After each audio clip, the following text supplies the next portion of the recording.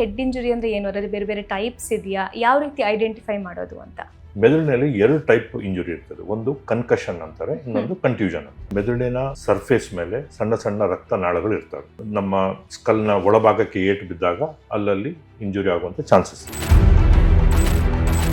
ಈ head injury ಆದಾಗ ಯಾವ ರೀತಿ ನಾವು ಪ್ರಥಮ ಚಿಕಿತ್ಸೆನ ಮಾಡ್ಕೋಬೇಕಾಗತ್ತೆ? ಮೊದಲ 60 ನಿಮಿಷ ಗೋಲ್ಡನ್ ಅವರ್. ನಾವು ಮಾಡಬೇಕಾಗಿರೋದು ಏನಂದ್ರೆ ಇಮ್ಮಿಡಿಯೇಟ್ ಆಗಿ ರಸ್ತೆ ಬದಿಯಲ್ಲಿ ಏನಾದರೂ ಆಕ್ಸಿಡೆಂಟ್ ಆದಾಗ ಕೆಲವೊಮ್ಮೆ ನಾವು ನೋಡ್ತೀವಿ ಅವ್ರನ್ನ ಎದ್ದು ಕೂಡ್ಸೋದಕ್ಕೆ ಪ್ರಯತ್ನ ಮಾಡ್ತಾರೆ. ಅದನ್ನ ಮಾಡಬಾರ್ದು. ಹೆಡ್ ಇಂಜುರಿ ಅಥವಾ ಏನಾದ್ರು ಪೆಟ್ಟಾಯಿತು ಅಂದ್ರೆ ಮೆಮೊರಿ ಲಾಸ್ ಆಗುತ್ತೆ ಅಥವಾ ಸ್ವಲ್ಪ ವಿಚಿತ್ರವಾಗಿ ಅವ್ರು ಬಿಹೇವ್ ಮಾಡಕ್ ಸ್ಟಾರ್ಟ್ ಮಾಡ್ತಾರೆ ಅಂತ. ಲೆಫ್ಟ್ ಸೈಡ್ಗೆ ಏಟು ಬಿದ್ದಾಗ ಈ ತರ ನೀವು ಹೇಳುವಂತ ಸಿಂಪ್ಟಮ್ಸ್ ಕೆಲವೊಮ್ಮೆ ಬರ್ತದೆ. ಇಂಜುರೀಸ್ ಅಂತ ಅಂದಾಗ ಮಕ್ಕಳಿಗೆ ಹೆಚ್ಚಾಗಿ ಆಗ್ತಾ ಇರುತ್ತೆ. ಆಟ ಆಡ್ತಿರ್ತಾರೆ ಅಥವಾ ಸ್ಕೂಲಲ್ಲಿ ಅಲ್ಲಿ ಇಲ್ಲಿ ಆಟ ಆಡ್ತಿರ್ಬೇಕಾದ್ರೆ ಜಾಸ್ತಿ ಇಂಜುರೀಸ್ ಆಗುತ್ತೆ. ಇವಾಗ ಮಕ್ಕಳಲ್ಲಿ ಹೆಡ್ ಇಂಜುರಿ ಆಗುವಂತ ಚಾನ್ಸಸ್ ಜಾಸ್ತಿ. ಯಾಕಂದ್ರೆ ಸ್ಕಲ್ ಏನಿದೆಯೋ ಅದು ಸ್ವಲ್ಪ ತೆಳುವಾಗಿರ್ತದೆ, ಮೆದುಳು ಇನ್ನೂ ಡೆವಲಪ್ಮೆಂಟಲ್ ಸ್ಟೇಜ್ ಅಲ್ಲಿ ಇರ್ತದೆ. ನಮಸ್ಕಾರ, ನೀವು ನೋಡ್ತಾ ಇದ್ದೀರಾ Suman TV Kannada health care. ನಾನು ಅಪೇಕ್ಷಾ ಜೈನ್. ಗಾಯಗಳಾಗೋದು ನಮಗೆಲ್ಲ ಸಾಮಾನ್ಯ. ಕೆಲವೊಮ್ಮೆ ಸಣ್ಣ ಪುಟ್ಟ ಗಾಯಗಳಾಗುತ್ತೆ, ಕೆಲವೊಮ್ಮೆ ಗಂಭೀರವಾದ ಇಂಜುರೀಸ್ ಆಗುತ್ತೆ. ಆದರೆ ದೇಹದ ಬೇರೆ ಭಾಗಗಳಲ್ಲಿ ಆಗುವ ಗಾಯಗಳಿಗಿಂತ ಹೆಡ್ ಇಂಜುರಿ ತುಂಬಾನೇ ಡಿಫ್ರೆಂಟ್ ಆಗಿರುತ್ತೆ. ಹೀಗಾಗಿ ಇವತ್ತಿನ ಕಾರ್ಯಕ್ರಮದಲ್ಲಿ ಹೆಡ್ ಇಂಜುರಿ ಅಥವಾ ತಲೆಗೆ ಆಗುವಂತಹ ಗಾಯಗಳ ಬಗ್ಗೆ ಕಂಪ್ಲೀಟ್ ಮಾಹಿತಿಯನ್ನು ನೀಡೋದಕ್ಕೆ ನಮ್ಮ ಜೊತೆಗಿದ್ದಾರೆ ಖ್ಯಾತ ನ್ಯೂರೋ ಸರ್ಜನ್ ಹಾಗೂ ಕೊಲಂಬಿಯಾ ಆಸ್ಪತ್ರೆಯ ಮೆಡಿಕಲ್ ಡೈರೆಕ್ಟರ್ ಆಗಿರುವಂತಹ ಡಾಕ್ಟರ್ ಸತೀಶ್ ಬಾಬು ಅವರು. Sir, Suman TV Kannada health ಕೇರ್ಗೆ ಸ್ವಾಗತ ನಿಮಗೆ. ಹೆಡ್ ಇಂಜುರಿ ಅಂದರೆ ನಮಗೆ ಸಾಮಾನ್ಯವಾಗಿ ಗೊತ್ತಿರೋದು ಬ್ಲೀಡಿಂಗ್ ಆಗುತ್ತೆ, ರಕ್ತಸ್ರಾವ ಆಗುತ್ತೆ, ಆವಾಗ ಇಂಜುರಿ ಆಗಿದೆ ಅಂತ. ಸೊ ಆ್ಯಕ್ಚುಲ್ ಆಗಿ ಹೆಡ್ ಇಂಜುರಿ ಅಂದರೆ ಏನು? ಅದರಲ್ಲಿ ಬೇರೆ ಬೇರೆ ಟೈಪ್ಸ್ ಇದೆಯಾ? ಯಾವ ರೀತಿ ಐಡೆಂಟಿಫೈ ಮಾಡೋದು ಅಂತ? ಹೆಡ್ ಇಂಜುರಿ ಅನ್ನೋದು ಯಾವುದೇ ಒಂದು ಅಪಘಾತ ಆದಾಗ ಇಲ್ಲ ಬಿದ್ದಾಗ ನಮ್ಮ ಸ್ಕಲ್ ಏನಂತೀವಿ ಅದರ ಹೊರಭಾಗ ಮತ್ತು ಒಳಭಾಗಕ್ಕೆ ಏಟು ಬಿದ್ದಾಗ ನಾವು ಹೆಡ್ ಇಂಜುರಿ ಅಂತೀವಿ. ಹೊರಭಾಗದಲ್ಲಿ ಚರ್ಮ ಕಟ್ಟಾಗೋದಾಗ್ಲಿ ರಕ್ತಸ್ರಾವ ಆಗೋದಾಗಲಿ ನಾವೆಲ್ಲರೂ ನೋಡಿರ್ತೀವಿ. ಸ್ಕಲ್ ಏನು ಫ್ರ್ಯಾಕ್ಚರ್ ಆಗ್ತದೆ ಅದರಲ್ಲಿ 2 ವಿಧವಾಗಿರ್ತದೆ. ಒಂದು ಲೀನಿಯರ್ ಫ್ರ್ಯಾಕ್ಚರ್ ಅಂದರೆ ಒಂದು ಲೈನ್ನಲ್ಲಿ ಇರ್ತದೆ, ಅದು ತಾನೇ ಒಂದು 6 ವಾರದಲ್ಲಿ ಫ್ಯೂಸ್ ಆಗ್ತದೆ. ಇನ್ನು ಕೆಲವೊಮ್ಮೆ ಬೋನ್ಸ್ ಪೀಸ್ ಆಗಿ ಮೆದುಳಿನ ಒಳಗೆ ಪಿಯರ್ಸ್ ಆಗ್ತದೆ. ಅದು ಡೇಂಜರಸ್ ಪ್ರಾಬ್ಲಮ್. ಅದರಿಂದ ತೀವ್ರಗತಿಯ ಒಂದು ಇಂಜುರಿ. ಮೆದುಳಿನ ಒಳಭಾಗಕ್ಕೂ ಕೂಡ ಏಟಾಗ್ಬೋದು. ಯಾಕಂದರೆ ಮೆದುಳಿನ ಸರ್ಫೇಸ್ ಮೇಲೆ ಸಣ್ಣ ಸಣ್ಣ ರಕ್ತನಾಳಗಳು ಇರ್ತವೆ. ಅದು ನಮ್ಮ ಸ್ಕಲ್ನ ಒಳಭಾಗಕ್ಕೆ ಏಟು ಬಿದ್ದಾಗ ಅಲ್ಲಲ್ಲಿ ಇಂಜುರಿ ಆಗುವಂಥ ಚಾನ್ಸಸ್ ಇರ್ತದೆ. ಮೆದುಳಿನಲ್ಲಿ 2 ಟೈಪ್ ಇಂಜುರಿ ಇರ್ತದೆ. ಒಂದು ಕನ್ಕಷನ್ ಅಂತಾರೆ, ಇನ್ನೊಂದು ಕಂಟ್ಯೂಷನ್ ಅಂತಾರೆ. ಕನ್ಕಷನ್ ಅದು ಸ್ವಲ್ಪ ಸಮಯದ ಮಟ್ಟಿಗೆ ಕೆಲವು ಸೆಕೆಂಡ್ಸ್ಗೆ ಮೆದುಳು ನಿಷ್ಕ್ರಿಯ ಆಗ್ತದೆ, ಕೆಲಸ ಮಾಡೋದಿಲ್ಲ. ಆವಾಗ ಅವರಿಗೆ ಎಚ್ಚರ ಆಗ್ತಿದ್ದಂಗೆ ಸ್ವಲ್ಪ ಏನೋ ಕನ್ಫ್ಯೂಷನ್ ತರೋದಾಗಲಿ ಸ್ವಲ್ಪ ಡಿಸೀನೆಸ್ ಅನ್ನೋದು ಇರ್ತದೆ. ಅದು ಇಮಿಡಿಯೇಟ್ ಆಗಿ ಇಂಪ್ರೂವ್ಮೆಂಟ್ ಆಗಿಬಿಡ್ತದೆ. ಕಂಟ್ಯೂಷನ್ ಅನ್ನೋದು ಮೆದುಳಿನ ಏನು ಸರ್ಫೇಸ್ ಇರ್ತದೆ ಅದ್ರ ಮೇಲೆ ರಕ್ತಸ್ರಾವ ಆಗ್ತದೆ. ಅದನ್ನು ಬ್ಲಡ್ ಕ್ಲಾಟ್ ಅಂತೇಳಿ ಕಂಟ್ಯೂಷನ್ ಅದು ಕೆಲವೊಮ್ಮೆ ಜಾಸ್ತಿ ಆದಾಗ ಆಪರೇಷನ್ ಮಾಡೋ ಪರಿಸ್ಥಿತಿ ಬರ್ತದೆ. ಯಾವ ಜಾಗದಲ್ಲಿ ಈ ಕಂಟ್ಯೂಷನ್ ಆಗಿದ್ದು ಅದು ಹೊರಗೆ ನಮಗೆ ಅದ್ರ ಬಗ್ಗೆ ಫೀಲಿಂಗ್ ಗೊತ್ತಾಗ್ತದೆ. ಓಕೆ, ಈಗ ಬೈಕಲ್ಲಿ ಹೋಗ್ತಾ ಎಲ್ಲೋ ಬಿದ್ರು ಅಥವಾ ಆಟ ಆಡ್ತಾ ಬೀಳೋದು ಹೇಳೋದು ಇದೆಲ್ಲ ಸಾಮಾನ್ಯವಾಗಿರುತ್ತೆ.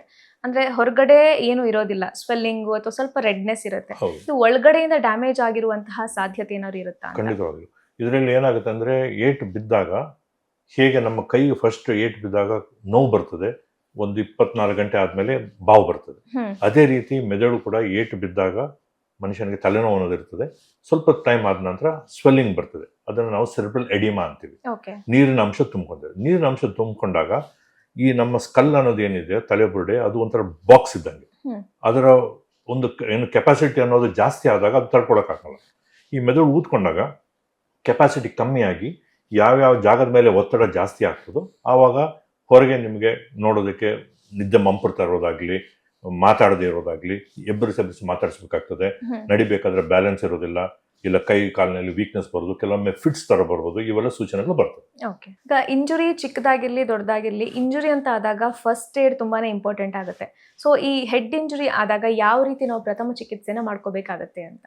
ಎಲ್ಲ ಇದರಲ್ಲಿ ಯಾವ ರೀತಿ ಫಸ್ಟ್ ಏಡ್ ಇಂಪಾರ್ಟೆಂಟ್, ಅದರಲ್ಲಿ ಹೆಡ್ ಇಂಜುರಿನಲ್ಲಿ ಅತಿ ಮುಖ್ಯ. ಅದರಲ್ಲಿ ನಾವು ಗೋಲ್ಡನ್ ಅವರ್ ಅಂತೀವಿ. ಈ ಮೊದಲ 60 ನಿಮಿಷ ಗೋಲ್ಡನ್ ಅವರ್. ಈ ಮೊದಲ 60 ನಿಮಿಷದಲ್ಲಿ ನಾವು ಮಾಡಬೇಕಾಗಿರೋದು ಏನಂದ್ರೆ ಇಮ್ಮಿಡಿಯೇಟ್ ಆಗಿ ರಸ್ತೆ ಬದಿಯಲ್ಲಿ ಏನಾದರೂ ಆಕ್ಸಿಡೆಂಟ್ ಆದಾಗ ಕೆಲವೊಮ್ಮೆ ನಾವು ನೋಡ್ತೀವಿ ಅವ್ರನ್ನ ಎದ್ದು ಕೂಡ್ಸೋದಕ್ಕೆ ಪ್ರಯತ್ನ ಮಾಡ್ತಾರೆ. ಅದನ್ನು ಮಾಡಬಾರ್ದು. ಕುತ್ತಿಗೆನ ಜಾಸ್ತಿ ಅಲ್ಲಾಡಿಸ್ಬಾರ್ದು. ಯಾಕಂದರೆ ತಲೆ ಜೊತೆಯಲ್ಲಿ ನೆಕ್ ಇಂಜುರಿ ಕೂಡ ಆಗಿರ್ತದೆ. ಅವರು ರಸ್ತೆ ಒಂದು ಬದಿಯಲ್ಲಿ ಮಲಗಿಸಿ ಅವರು ಒಂದು ಸೈಡ್ಗೆ ಈ ಲಾಗ್ ಆಫ್ ವುಡ್, ಈ ಮರದ ದಿಂಬು ಹೇಗಿದೆ ನಾವು ಹೇಗೆ ತಿರುಗಿಸ್ತೀವೋ ಅದೇ ಥರ ತಿರುಗಿಸಿ ವಾಂತಿ ಆಗದಂಗೆ ನೋಡ್ಕೋಬೇಕು. ಒಂದು, ಅವರಿಗೆ ನೀರು ಮಾತ್ರ ಕುಡಿಸ್ಬಾರ್ದು, ಅದು ಭಾಳಷ್ಟು ಜನ ತಪ್ಪು ಮಾಡ್ತಾರೆ.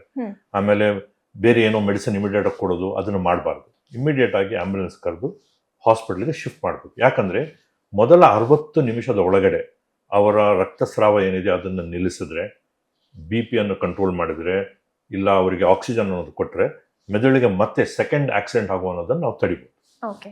ಈಗ ಸಾಮಾನ್ಯವಾಗಿ ನಾವು ಮೂವೀಸಲ್ಲಿ ಅಥವಾ ಈ ಥಿಯೇಟರ್ಸ್ ಅಲ್ಲೆಲ್ಲ ನೋಡ್ತೀವಿ, ಹೆಡ್ ಇಂಜುರಿ ಅಥವಾ ಏನಾದ್ರು ಪೆಟ್ಟಾಯಿತು ಅಂದರೆ ಮೆಮೊರಿ ಲಾಸ್ ಆಗುತ್ತೆ ಅಥವಾ ಸ್ವಲ್ಪ ವಿಚಿತ್ರವಾಗಿ ಅವ್ರು ಬಿಹೇವ್ ಮಾಡಕ್ಕೆ ಸ್ಟಾರ್ಟ್ ಮಾಡ್ತಾರೆ ಅಂತ. ಇದಕ್ಕೂ ಹೆಡ್ ಇಂಜುರಿಗೆ ಏನಾದ್ರು ಕನೆಕ್ಷನ್ ಇದೆ? ನಿಜವಾಗ್ಲೂ ಆ ಥರ ಆಗುತ್ತಾ? ಆಗ್ತದೆ. ಯಾಕಂದರೆ ನಮ್ಮ ಮೆದುಳಿನಲ್ಲಿ 2 ಭಾಗ ಇರ್ತದೆ. ಒಂದು ಗೋಳಾಕಾರ ಇರೋದು, ಅದು 2 ಹಾಫ್ ಹೆಮಿಸ್ಫಿಯರ್ ಅಂತೀವಿ, ರೈಟ್ ಸೈಡ್ ಮತ್ತು left side. Right side brain ಬಂದು ಲೆಫ್ಟ್ ಸೈಡ್ನ ಕಂಟ್ರೋಲ್ ಮಾಡ್ತದೆ. ಲೆಫ್ಟ್ ಸೈಡ್ ಬಂದು ರೈಟ್ ಸೈಡ್ನ ಕಂಟ್ರೋಲ್ ಮಾಡೋದು 95% ಜನರಲ್ಲಿ. ಅದರ ಜೊತೆಗೆ ಅವರಿಗೆ ಮಾತು, ಜ್ಞಾಪಕ ಶಕ್ತಿ, ತಿಳುವಳಿಕೆ ಅನ್ನೋದು ಲೆಫ್ಟ್ ಸೈಡ್ನಲ್ಲಿ ಇರ್ತದೆ. ಲೆಫ್ಟ್ ಸೈಡಿಗೆ ಏಟು ಬಿದ್ದಾಗ ಈ ಥರ ನೀವು ಹೇಳುವಂಥ ಸಿಂಪ್ಟಮ್ಸು ಕೆಲವೊಮ್ಮೆ ಬರ್ತದೆ. ಅದನ್ನು ನಾವು ಅಸಡ್ಡೆ ಮಾಡಬಾರ್ದು, ಅದನ್ನು ಇಮಿಡಿಯೇಟ್ ಆಗಿ ಟ್ರೀಟ್ಮೆಂಟ್ ಮಾಡಿಸ್ಬೇಕು. ಈಗ ಇಂಜುರೀಸ್ ಅಂತ ಅಂದಾಗ ಮಕ್ಕಳಿಗೆ ಹೆಚ್ಚಾಗಿ ಆಗ್ತಾ ಇರುತ್ತೆ. ಆಟ ಆಡ್ತಿರ್ತಾರೆ ಅಥವಾ ಸ್ಕೂಲಲ್ಲಿ ಅಲ್ಲಿ ಇಲ್ಲಿ ಆಟ ಆಡ್ತಿರ್ಬೇಕಾದ್ರೆ ಜಾಸ್ತಿ ಇಂಜುರೀಸ್ ಆಗುತ್ತೆ. ಸೊ ಅವರಲ್ಲಿ ಈ ಥರ ಹೆಡ್ ಇಂಜುರೀಸ್ ಆದಾಗ ಯಾವ ರೀತಿ ಅವರು ಪ್ರಿಕಾಷನ್ಸ್ ತಗೋಬೇಕಾಗತ್ತೆ ಪೇರೆಂಟ್ಸ್ ಅಂತ? ಇವಾಗ ಮಕ್ಕಳಲ್ಲಿ ಹೆಡ್ ಇಂಜುರಿ ಆಗುವಂಥ ಚಾನ್ಸಸ್ ಜಾಸ್ತಿ. ಯಾಕಂದರೆ ಈ ಸ್ಕಲ್ ಏನಿದೆಯೋ ಅದು ಸ್ವಲ್ಪ ತೆಳುವಾಗಿರ್ತದೆ. ಎರಡನೇದು, ಮೆದುಳು ಇನ್ನೂ ಡೆವಲಪ್ಮೆಂಟಲ್ ಸ್ಟೇಜಲ್ಲಿ ಇರ್ತದೆ. ಆವಾಗ ಈ ಜಾಗದಲ್ಲಿ ಪೇಪರ್ ಅಷ್ಟು ತಿನ್ನಾಗಿರ್ತದೆ ಸ್ಕಲ್. ಆ ಜಾಗಕ್ಕೆ ಏಟು ಬಿದ್ದಾಗ ಅಲ್ಲಿ ರಕ್ತಸ್ರಾವ ಆಗೋದಾಗಲಿ, ಅಲ್ಲಿ ಡ್ಯಾಮೇಜ್ ಆಗೋದು ಜಾಸ್ತಿ ಇರ್ತದೆ. ಮಕ್ಕಳಲ್ಲಿ ಬೈ ಚಾನ್ಸ್ ಜಾರಿ ಬಿದ್ದಾಗ ಅದನ್ನು ನಾವು ನಿಗ್ಲೆಕ್ಟ್ ಮಾಡಬಾರ್ದು. ಚಿಕ್ಕದಾದ ಏಟು ಬಿದ್ದರೂ ಕೂಡ ಇಮಿಡಿಯೇಟ್ ಆಗಿ ಆಸ್ಪತ್ರೆಗೆ ತೋರಿಸ್ಬೇಕು. ಆಸ್ಪತ್ರೆಯಲ್ಲಿ ನಾವು ಏನೂ ಮಾಡದಿದ್ರು 24 ಗಂಟೆ ನಾವು ಅಬ್ಸರ್ವೇಷನ್ ಅನ್ನೋದು ಮಾಡ್ತೀವಿ. ಕೆಲವೊಮ್ಮೆ ಪೇರೆಂಟ್ಸು ಹೆಸಿಟೇಟ್ ಮಾಡ್ತಾರೆ, ಚಿಕ್ಕದಕ್ಕೆ ಏನಕ್ಕೆ ನೀವು ಹಾಸ್ಪಿಟಲ್ ಅಡ್ಮಿಟ್ ಮಾಡ್ತೀರಿ ಅಂತೇಳಿ. ಯಾಕಂದರೆ ಮಕ್ಕಳಲ್ಲಿ 24 ತಾಸು ಆದಮೇಲೆ ಪದೇ ಪದೇ ವಾಂತಿ ಬರುವಂಥದ್ದಾಗಲಿ, ಮೆದುಳು ಊದ್ಕೊಳ್ಳುವಂಥದ್ದಾಗಲಿ, ಫಿಟ್ಸ್ ಬರುವಂಥದ್ದಾಗಲಿ, ಡ್ರೌಸನ್ಸ್ ಅನ್ನೋದು ಬರ್ತದೆ. ಅದನ್ನು ನೀವು ಯಾವುದೋ ಮನೆಯಲ್ಲಿ ಇದ್ದಾಗ ಎಮರ್ಜೆನ್ಸಿಯಾಗಿ ಶಿಫ್ಟ್ ಮಾಡಿ ಆ ಗೋಲ್ಡನ್ ಅವರ್ ವೇಸ್ಟ್ ಮಾಡೋ ಬದಲು ಹಾಸ್ಪಿಟಲ್ನಲ್ಲಿ ತಾಯಿ ಮತ್ತು ಮಗು ಜೊತೆಲಿರೋದು ಬೆಟರ್. ಒಂದು. ಎರಡನೇದು, ಮಗುಗೆ ಏಟು ಬಿದ್ದ ಕೂಡಲೇ ಹೊರಗಡೆ ಬಾವು ಬಂದಾಗ ಸುಮ್ಮನೆ ಅದನ್ನು ಉಜ್ಜಿಬಿಟ್ಟು ಐಸ್ ಕ್ಯೂಬ್ ಇಟ್ಬಿಟ್ಟು ಅದ್ರಲ್ಲಿ ಸರಿ ಆಗ್ಬಿಟ್ಟು ಅನ್ಕೋಬಾರ್ದು. ಅದನ್ನು ಡಾಕ್ಟರ್ಗೆ ತೋರಿಸ್ಬೇಕು. ಯಾಕಂದರೆ ಮಕ್ಕಳಲ್ಲಿ ಫ್ರ್ಯಾಕ್ಚರ್ ಜೊತೆಯಲ್ಲಿ ಒಳಗಡೆ ಬ್ಲಡ್ ಕಲೆಕ್ಷನ್ ಇರುವಂಥ ಚಾನ್ಸಸ್ ಇರ್ತದೆ. ಮಗುಗೆ ನಾವು ಆದಷ್ಟು ಚಿಕ್ಕ ಮಗುಗೆ ಎಕ್ಸ್ರೇ ನಾವು ಮಾಡಲಿಕ್ಕೆ ಅಥವಾ ಸ್ಕ್ಯಾನ್ ಮಾಡೋಕ್ಕೆ ಹೋಗೋದಿಲ್ಲ. ಅಬ್ಸರ್ವೇಷನ್ಗೆ ನಾವು ಪ್ರಾಮುಖ್ಯತೆ ಕೊಡ್ತೀವಿ. ಯಾಕಂದರೆ ಮಗುಗೆ ಎಕ್ಸ್ರೇ ಅಥವಾ CT ಸ್ಕ್ಯಾನ್ ಮಾಡೋದು ಹಾನಿಕಾರಕವಾಗಿರ್ತದೆ. ಕೆಲವೊಮ್ಮೆ ಅಬ್ಸರ್ವೇಷನ್ 24-48 ಅವರ್ಸ್ ಆದಮೇಲೆ ಮಗುಗೆ ಏನು ಹೊಸ ತೊಂದರೆ ಬಂದಿರೋದು ಮನೆಗೆ ಕಳಿಸ್ಬಿಡ್ತೀವಿ. ರೇರ್ ಕೇಸಸ್ನಲ್ಲಿ CT ಸ್ಕ್ಯಾನ್ ಮಾಡಿ ನೋಡುವಂಥ ಪರಿಸ್ಥಿತಿ ಬರುತ್ತೆ. ಓಕೆ. ಈಗ ಎಲ್ಡರ್ಲಿ ಪೀಪಲ್ ಅಲ್ಲಿ ಒಂದಷ್ಟು ಜನ ಈ ಬ್ಲಡ್ ಥಿನ್ನರ್ಸ್ ತಗೋತಾ ಇರ್ತಾರೆ. ಅಂಥವ್ರ ಜನರಿಗೆ ಕಾಂಪ್ಲಿಕೇಶನ್ಸ್ ಕಾಣಿಸ್ಕೊಳ್ಳುತ್ತೆ ಈ ಹೆಡ್ ಇಂಜುರಿ ಅಂತ ಬಂದಾಗ. ಆ ಟೈಮಲ್ಲಿ ಅದನ್ನ ಯಾವ ರೀತಿ ಹ್ಯಾಂಡಲ್ ಮಾಡ್ತೀರಾ ಅಂತ? ವಯಸ್ಸಾದವರಿಗೆ 2 ವಿಧದ್ದು ಇಂಪಾರ್ಟೆಂಟು. ಒಂದು, ನಾವು ವಯಸ್ಸಾಗ್ತಿದ್ದಂಗೆ ಹೇಗೆ ನಮ್ಮ ಕೂದಲು ಬಿದ್ದೋಗ್ತದೋ ಅದೇ ಥರ ಮೆದುಳಿನ ಅಂಶ ಅನ್ನೋದು ಸ್ವಲ್ಪ ಕಮ್ಮಿ. ಅದನ್ನು ನಾವು ಅಟ್ರೋಫಿ, ಶ್ರಿಂಕಿಂಗ್ ಆಫ್ ಬ್ರೈನ್ ಅಂತೀವಿ. ಈ ಸ್ಕಲ್ ಮತ್ತು ಮೆದುಳಿನ ಮಧ್ಯದಲ್ಲಿ ಒಂದು ಜಾಗ ಉಳಿತದೆ. ಆ ಜಾಗದಲ್ಲಿ ಸಾಮಾನ್ಯವಾಗಿ ನೀರಂಶ ಅನ್ನೋದು ಇರ್ತದೆ. ಆ ಮೆದುಳಿನ ಸರ್ಫೇಸಿಂದ ಸ್ಕಲ್ಗೆ ರಕ್ತನಾಳಗಳು ಹೋಗ್ತಾ ಇರ್ತವೆ. ಅವ್ರಿಗೆ ಬಿದ್ದಾಗ ಯಾವುದೋ ಒಂದು ರಕ್ತನಾಳ ರಪ್ಚರ್ ಆಗಿ ರಕ್ತಸ್ರಾವ ನಿಧಾನವಾಗಿ ಆಗುವಂಥ ಚಾನ್ಸಸ್ ಇರ್ತದೆ. ಒಂದು. ಎರಡನೇದು, ಸಾಕಷ್ಟು ಜನರಿಗೆ ಅವರ ವಯಸ್ಸಿನಲ್ಲಿ ಡಯಾಬಿಟೀಸ್, ಹೈಪರ್ ಟೆನ್ಷನ್, ಕೊಲೆಸ್ಟ್ರಾಲ್ ಇದ್ದಾಗ ಅವರು ಬ್ಲಡ್ ಥಿನ್ನರ್ಸ್ ಅನ್ನೋದು ತೊಗೊಂಡಿರ್ತಾರೆ. ಈ ಬ್ಲಡ್ ಥಿನ್ನರ್ಸ್ ತೊಗೊಂಡಾಗ ಏನಾಗ್ತದೆ, ಸಾಮಾನ್ಯ ಜನರಿಗೆ ಏನು ರಕ್ತಸ್ರಾವ ಆಗ್ತದೋ ಅದಕ್ಕಿಂತ ಜಾಸ್ತಿ ಆಗ್ತದೆ. ಅವರು ಚಾನ್ಸಸ್ ಆಫ್ ಅವ್ರಿಗೆ ಸರ್ಜರಿ ಆಗುವಂಥದ್ದಾಗಲಿ, ICUನಲ್ಲಿ ಅಡ್ಮಿಟ್ ಮಾಡುವಂಥದ್ದು ಜಾಸ್ತಿ ಇರ್ತದೆ. ಈ 2 ಕಾರಣಗಳಿಂದ ಚಿಕ್ಕ ವಯಸ್ಸಿನಲ್ಲಿ ಮತ್ತು ದೊಡ್ಡ ವಯಸ್ಸಿನಲ್ಲಿ ಬಿದ್ದಾಗ, ನಾವು ಏಟು ಬಿದ್ದಾಗ ಅದನ್ನು ಅಸಡ್ಡೆ ಮಾಡದೆ ಇನ್ವೆಸ್ಟಿಗೇಟ್ ಮಾಡಿ ಅಬ್ಸರ್ವೇಷನ್ ಮಾಡಿ ಟ್ರೀಟ್ಮೆಂಟ್ ಮಾಡೋದು ಅತಿ ಮುಖ್ಯ. ಓಕೆ. ಸೊ ಈ ಹೆಡ್ ಇಂಜುರಿ ಆಯಿತು ಅಂದ ತಕ್ಷಣ ಅದರಿಂದ ಪರ್ಮನೆಂಟ್ ಡ್ಯಾಮೇಜ್ ಅಂತ ಏನಾದ್ರು ಇರುತ್ತಾ? ಕೆಲವೊಮ್ಮೆ ಈ ಕನ್ಕಷನ್ ಅನ್ನೋದು ಏನಿರ್ತದೆ, ನಾನು ಹೇಳಿದಾಗೆ ಸ್ವಲ್ಪ ಸಮಯದ ಮೊದಲು ಮೆದುಳು ನಿಷ್ಕ್ರಿಯ ಆಗಿ ಇಮಿಡಿಯೇಟ್ ಆಗಿ ಇಂಪ್ರೂವ್ಮೆಂಟ್ ಆಗಿ ಅದರಿಂದ ಏನು ತೊಂದರೆ ಬರಲ್ಲ. ಒಂದು. ಎರಡನೇದು, ಮೆದುಳಿನ ಒಳಗೆ ಏನಾದರೂ ಡ್ಯಾಮೇಜ್ ಆಗಿದ್ರೆ, ಅದು ರಕ್ತಸ್ರಾವ ಆಗಿದ್ರು ಕೂಡ ನಾವು ಆಪರೇಷನ್ ಮಾಡದೆ ಅದು ಏನಾದರೂ ಕರಗಿದ ನಂತರ ಅದರಲ್ಲಿ ಒಂದು ಕಲೆ ಅಂತ ಉಳಿತದೆ. ಹೇಗೆ ನಮಗೆ ಚರ್ಮದ ಕಲೆ ಉಳಿತದೆ, ಮೆದುಳಿನ ಮೇಲೆ ಕಲೆ ಉಳಿತದೆ. ಅದರಿಂದ ಆವಾಗ ಫಿಟ್ಸ್ ಬರುವಂಥ ಚಾನ್ಸಸ್ ಇರ್ತದೆ. ಒಂದು ವೇಳೆ ಈ ಕಲೆ ಅನ್ನೋದು ಮಾತಿನ ಜಾಗದಲ್ಲಿ ಆಗಿದ್ರೆ ಮಾತು ತೊದಲ್ತದೆ. ಜ್ಞಾಪಕ ಶಕ್ತಿ ಜಾಗದಲ್ಲಿದ್ದರೆ ತಿಳುವಳಿಕೆ, ನೆನಪಿನ ಶಕ್ತಿ ಸ್ವಲ್ಪ ಕಮ್ಮಿ ಆಗ್ತದೆ, ನರ್ವ್ಸ್ ಕನೆಕ್ಟ್ ಇರ್ತದೆ. ಇನ್ನು ಕೆಲವೊಮ್ಮೆ ಏನಾಗ್ತದೆ, ಚಿಕ್ಕದಾಗಿ ಏಟು, ನಾವೇನು ಮೂಗೇಟು ಅಂತೀವಲ್ಲ ಆ ಥರ ಆಗಿರ್ತದೆ. ಅದನ್ನು ನಾವು ಪೋಸ್ಟ್ ಕನ್ಕಷನ್ ಸಿಂಡ್ರೋಮ್ ಅಂತೀವಿ. ಚಿಕ್ಕ ಕನ್ಕಷನ್ ಆದರೂ ಸುಮಾರು 2-3 ತಿಂಗಳು ಆದರೂ ಕೂಡ ಅವರಿಗೆ ತಲೆನೋವು ಅನ್ನೋದು ಕಮ್ಮಿ ಆಗೋದಿಲ್ಲ, ಫೋಕಸ್ ಕೆಲಸದಲ್ಲಿ ಮೀಟಿಂಗ್ನಲ್ಲಿ ಫೋಕಸ್ ಮಾಡೋಕ್ಕಾಗೋದಿಲ್ಲ, ಚಿಕ್ಕ ಚಿಕ್ಕ ವಿಷಯಕ್ಕೆ ಕೋಪ ಬರ್ತದೆ, ಕಾನ್ಸಂಟ್ರೇಷನ್ ಮಾಡೋಕ್ಕಾಗೋದಿಲ್ಲ, ಆಮೇಲೆ ನಡಿಬೇಕಾದ್ರೆ ಇಂಬ್ಯಾಲೆನ್ಸ್ ಬರ್ತದೆ, ಈ ಸಿಂಪ್ಟಮ್ಸ್ ಇರ್ತದೆ. ಅವರು ಮನೆಯಲ್ಲಿ ತೋರಿಸಿದಾಗ ಸಿ ಟಿ ಸ್ಕ್ಯಾನ್ ಮಾಡಿದ್ರೆ ಸಿ ಟಿ ಸ್ಕ್ಯಾನ್ ನಾರ್ಮಲ್ ಇರ್ತದೆ, MRI ಮಾಡಿದ್ರೆ MRI ನಾರ್ಮಲ್. ಮನೆಯವರು ಸುಮ್ಮನೆ ನಾಟಕ ಆಡ್ತೀಯ ನೀನು ಅಂತಾರೆ, ನಿಮ್ಮ ವರ್ಕ್ ಪ್ಲೇಸ್ನಲ್ಲಿ ಸ್ಮಾಲ್ ಇಶ್ಯೂಗೆ ನೀವು ಸುಮ್ಮನೆ ಅನ್ನೆಸರಿ ಲೀವ್ ತೊಗೊತೀರಾ ಅಂತಾರೆ. ಇದು ಪೋಸ್ಟ್ ಕನ್ಕಷನ್ ಸಿಂಡ್ರೋಮ್ ಅನ್ನೋದು ತುಂಬ ಕಾಮನ್. ಇದಕ್ಕೆ ನಾವು ಅವ್ರ ಜೊತೆಯಲ್ಲಿ ಕೂಡಿಸಿ ಮಾಡಿಸಿ ಕೌನ್ಸಿಲಿಂಗ್ ಮಾಡಬೇಕು, ಮೆಡಿಸಿನ್ಸ್ ಕೊಟ್ಟು ಅವ್ರಿಗೆ ರಿಲೇಷನ್ಸ್ ಕೊಟ್ಟಾಗ ನಿಧಾನವಾಗಿ ಅದು ಇಂಪ್ರೂವ್ಮೆಂಟ್ ಆಗುತ್ತೆ.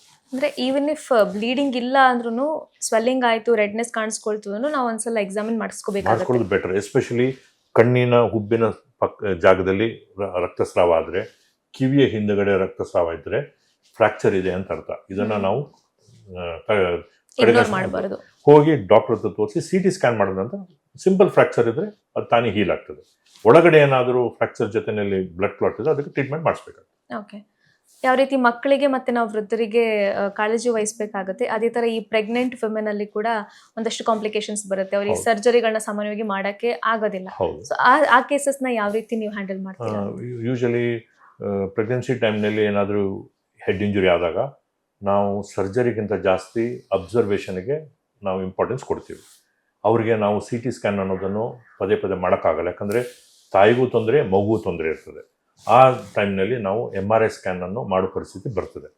ಒಂದು ವೇಳೆ ಯಾವುದೇ ರೀತಿಯ ರಕ್ತಸ್ರಾವ ಇನ್ಕ್ರೀಸ್ ಆಗಿಲ್ಲ ಅಂದರೆ ಕೆಲವು ಮೆಡಿಸಿನ್ಸ್ ಕೊಡಬೇಕು. ಅಲ್ಲಿ ಮೆಡಿಸಿನ್ಸ್ ಕೊಡೋದ್ರಲ್ಲೂ ಒಂದು ತೊಂದರೆ ಏನಂದರೆ ಮಗುವಿಗೆ ತೊಂದರೆ ಆಗಬಾರ್ದು. ತಾಯಿಗೆ ಮೆಡಿಸಿನ್ ಕೊಡೋದ್ರೆ ಮಗು ತೊಂದರೆ ಆಗಬಾರ್ದು. ಹಾಗಾಗಿ ಗರ್ಭಿಣಿ ಸ್ತ್ರೀಯಲ್ಲಿ ಇಂಜುರಿ ಆದಾಗ ಗೈನಕಾಲಜಿಸ್ಟು, ಈ ಕ್ರಿಟಿಕಲ್ ಕೇರ್ ಟೀಮ್ನವರು, ನ್ಯೂರೋಸರ್ಜನ್ನು ಜೊತೆಯಲ್ಲಿ ಕೂತ್ಕೊಂಡು ಮೆಡಿಸಿನ್ಸ್ ಎಷ್ಟು ಕಮ್ಮಿ ಕೊಡ್ತೀವೋ ಅಷ್ಟು ಒಳ್ಳೆಯದು, ಎಷ್ಟು ಕಮ್ಮಿಯಾಗಿ ನಾವು ಸಿ ಟಿ ಸ್ಕ್ಯಾನ್ ಮಾಡ್ತೀವೋ ಅಷ್ಟು ಒಳ್ಳೆಯದು. ಇದು ಅವರಿಗೆ ನಾವು ಸ್ಪೆಷಲೈಸ್ಡ್ ಆಗಿ ಟ್ರೀಟ್ಮೆಂಟ್ ಮಾಡೋ ಪರಿಸ್ಥಿತಿ ಬರ್ತದೆ. ಓಕೆ. ಈಗ ರಿಕವರಿ ಫೇಸ್ನಲ್ಲಿ ಇವತ್ತಿನ ಜನ್ರೇಷನ್ ಅವ್ರು ಕೇಳುವಂತಹ ಮೋಸ್ಟ್ ಕಾಮನ್ ಕ್ವೆಶನ್ಸ್ ಅಂದರೆ, ಈ ಟೈಮಲ್ಲಿ ನಾವು TV ನೋಡ್ಬೋದಾ, ಫೋನ್ ಯೂಸ್ ಮಾಡ್ಬೋದಾ, ಲ್ಯಾಪ್ಟಾಪ್ ಯೂಸ್ ಮಾಡ್ಬೋದಾ, ಕೆಲ್ಸಕ್ಕೆ ಹೋಗ್ಬೋದಾ ಅಂತ. ಸೊ ಈ ರೀತಿ ವಿಷಯಗಳ ಬಗ್ಗೆ ಯಾವ ರೀತಿ ಗಮನ ಹರಿಸಬೇಕಾಗುತ್ತೆ ಅಂತ? ಇವಾಗ ರಿಕವರಿ ಫೇಸ್ನಲ್ಲಿ ಊಟದ ಬಗ್ಗೆ ಸ್ಪೆಸಿಫಿಸಿಟಿ, ಇದು ತಿನ್ನಬಾರ್ದು ಅದು ತಿನ್ನಬಾರ್ದು ಇರೋದ್ರೆ balance food has to be taken, number 1. Number 2, medicines. ಕೆಲವೊಮ್ಮೆ ಫಿಟ್ಸ್ ಬರದೇ ಇರೋದಕ್ಕೆ ಮೆಡಿಸಿನ್ ಕೊಟ್ಟರೆ ಅದನ್ನು ತೊಗೊಳ್ಳೇಬೇಕಾಗ್ತದೆ. 3ನೇದು ಮೈಲ್ಡ್ ಫಿಸಿಕಲ್ ಆ್ಯಕ್ಟಿವಿಟಿ, ಓಡಾಡಬೇಕು. ಯಾಕಂದರೆ ಓಡಾಡಿದಾಗ ಸೆರೆಬ್ರಲ್ ಬ್ಲಡ್ ಫ್ಲೋ, ಮೆದುಳಿಗೆ ಹೋಗುವಂಥ ರಕ್ತ ಇಂಪ್ರೂವ್ಮೆಂಟ್ ಆಗ್ತದೆ, ಅವರಿಗೆ ಗುಡ್ನೆಸ್ ಅನ್ನೋದು ಇರ್ತದೆ. 3ನೇದು ಸ್ಮೋಕಿಂಗ್ ಮತ್ತು ಆಲ್ಕೋಹಾಲ್ ಖಂಡಿತವಾಗ್ಲೂ ಅವ್ರು ಮಾಡಬಾರ್ದು, ಯಾಕಂದರೆ ಅದರಿಂದ ದುಷ್ಪರಿಣಾಮ ಜಾಸ್ತಿ ಆಗ್ತದೆ. ಆಮೇಲೆ ಮೊಬೈಲ್ ಎಷ್ಟು ಬೇಕೋ ಅಷ್ಟು ಯೂಸ್ ಮಾಡಬೇಕು, ಯಾಕಂದರೆ ಮೊಬೈಲ್ ಮತ್ತು ಲ್ಯಾಪ್ಟಾಪ್ನಲ್ಲಿ ಈ ಬ್ಲೂ ಲೈಟ್ ಅಂತ ಏನಿದೆಯೋ ಅದು ಕಣ್ಣು ಮತ್ತು ಮೆದುಳಿಗೆ ತೊಂದರೆ ಕೊಡ್ತದೆ. ಆಮೇಲೆ ಅತಿ ಮುಖ್ಯವಾಗಿರೋದು ಈ ರಿಕವರಿ ಫೇಸ್ನಲ್ಲಿ sleeping. Sleep is the best medicine ಅಂತ ಹೇಳಿದಾಗ, ನಾರ್ಮಲ್ ಸ್ಲೀಪ್ ಪ್ಯಾಟರ್ನ್ ಜೊತೆಗೆ resting also is very important. ಇಷ್ಟೆಲ್ಲ ಮಾಡಿದಾಗ recovery is going to be much better and fast. Okay. So usually ನಮ್ಮಲ್ಲಿ ಒಂದು ಮೆಂಟಾಲಿಟಿ ಇದೆ, ಸಣ್ಣ ಪುಟ್ಟ ಗಾಯಗಳಿಗೆಲ್ಲ ಹಾಸ್ಪಿಟ್ಲಿಗೆ ಹೋಗೋ ಅವಶ್ಯಕತೆ ಇಲ್ಲ, ಹೋಮ್ ರೆಮಿಡೀಸಿಂದ ಕ್ಯೂರ್ ಮಾಡ್ಕೊಳಕ್ಕಾಗತ್ತೆ ಅಂತ ಹೆಚ್ಚಾಗಿ ನೋಡ್ತಿರ್ತಾರೆ. But when it comes to head injury, home remedies ಮೇಲೆ ರಿಲೈ ಆಗೋದು ಎಷ್ಟರ ಮಟ್ಟಿಗೆ ಅದು ಎಫೆಕ್ಟಿವ್ ಆಗಿರುತ್ತೆ ಅಂತ? ಹೆಡ್ ಇಂಜುರಿ ವಿಷಯದಲ್ಲಿ ಎಸ್ಪೆಷಲಿ ಮಕ್ಕಳಲ್ಲಿ ಮತ್ತು ವಯಸ್ಕರಲ್ಲಿ ಹೋಮ್ ರೆಮಿಡಿ ಮಾಡೋದು it is sometimes very dangerous. Home ರೆಮಿಡಿಯಲ್ಲಿ ಏನಾಗುತ್ತೆ ಅಂದರೆ ನಾವು ಅದನ್ನು ಅಸಡ್ಡೆ ಮಾಡ್ತೀವಿ, ಏನು ಪ್ರಾಬ್ಲಮ್ ಇಲ್ಲ, it is a simple weakness, ತಲೆ ಸುತ್ತ ಬಿದ್ದುಬಿಟ್ರು ಅಂತ ಅನಿಸ್ತದೆ. ನೀವು ಈ ವಿಷಯದಲ್ಲಿ ಮಾತ್ರ ಅವರು ಫಸ್ಟ್ ಒಂದು ನ್ಯೂರೋಸರ್ಜನ್ ಆಗಲಿ ನ್ಯೂರೋಲಜಿಸ್ಟ್ ಒಪಿನಿಯನ್ ತೊಗೊಂಡು, ನಿಮ್ಮ ಅನಿಸಿಕೆಗಿಂತ ಜಾಸ್ತಿ ಡಾಕ್ಟ್ರದ ಅನುಭವ ಇಂಪಾರ್ಟೆಂಟ್ ಆಗ್ತದೆ. ಡಾಕ್ಟ್ರ್ ಒಂದು ಸಿ ಟಿ ಸ್ಕ್ಯಾನ್ ಮಾಡಿದ ನಂತರ ಏನು ತೊಂದರೆ ಇಲ್ಲ ಅಂದರೆ ನೀವು ಧೈರ್ಯವಾಗಿರ್ಬೋದು. ಒಂದು ವೇಳೆ ಅಬ್ಸರ್ವೇಷನ್ ಮಾಡಬೇಕಾಗ್ತದೆ, ಮೆಡಿಸಿನ್ಸ್ ಕೊಡಬೇಕಂತ ಕೊಡಲೇಬೇಕಾಗ್ತದೆ, ಯಾಕಂದರೆ ಹೆಡ್ ಇಂಜುರಿನಲ್ಲಿ ಬ್ರೈನ್ ಸೆಲ್ಸ್ ಒಮ್ಮೆ ಡ್ಯಾಮೇಜ್ ಆದಾಗ ರಿಕವರಿ ಫೇಸ್ ಅನ್ನೋದು ಜಾಸ್ತಿ ಇರ್ತದೆ.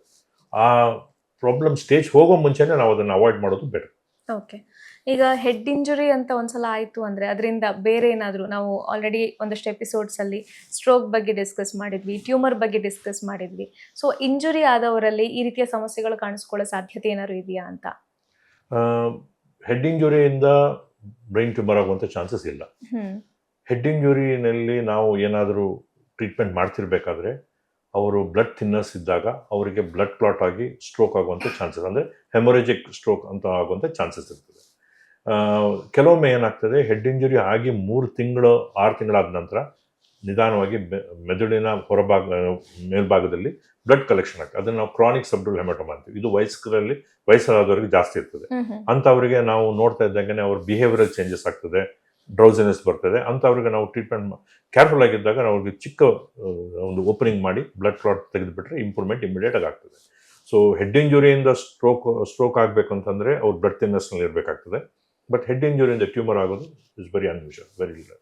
ಸೊ ಹೆಡ್ ಇಂಜುರಿ ಯಾಕಾಗುತ್ತೆ, ಅದ್ರ ಬಗ್ಗೆ ಯಾವ ರೀತಿ ನಾವು ಕಾಳಜಿ ವಹಿಸಬೇಕು, ಅದ್ರ ಬಗ್ಗೆ ಸಾಕಷ್ಟು ಮಾಹಿತಿಯನ್ನು ತಿಳಿಸಿಕೊಟ್ರಿ ಡಾಕ್ಟರ್. ಧನ್ಯವಾದ ನಿಮಗೆ. ವೀಕ್ಷಕರೇ, ಇದಾಗಿತ್ತು ಈ ಹೊತ್ತಿನ ವಿಶೇಷ. ಇದೇ ರೀತಿಯ ಇನ್ನಷ್ಟು ಹೆಲ್ತ್ ಅಪ್ಡೇಟ್ಸ್ಗಾಗಿ ನೋಡ್ತಾ ಇರಿ Suman TV Kannada health care.